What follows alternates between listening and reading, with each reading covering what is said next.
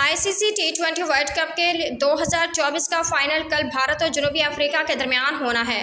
ताहम यह फाइनल बारिश से मुतासर होने का खदशा है।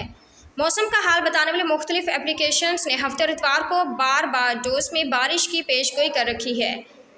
हफ्ते को मैच डे के मौके पर बारबाडोस में अलग सुबह से शाम 6 बजे तक बारिश की पेशगोई की गई है।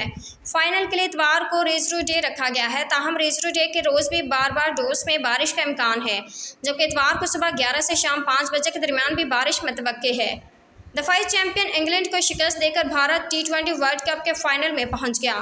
जनूबी अफ्रीका अफगानिस्तान को 9 विकेटों से हराकर टी20 वर्ल्ड कप के फाइनल में पहुंच गया है।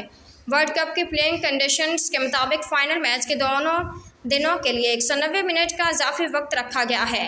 वाज़ेह है कि मैच का ऑफिशियल दौरानिया मकामी वक्त के मुताबिक सुबह 10:30 से दोपहर 1:40 तक है और इजाफी वक्त की सूरत में खेल 4:50 तक जारी रहेगा। अगर फाइनल मुकम्मल ना हो सके तो भारत और जनूबी अफ्रीका मुश्तरका तौर पर टी20 चैंपियन करार पाएंगे।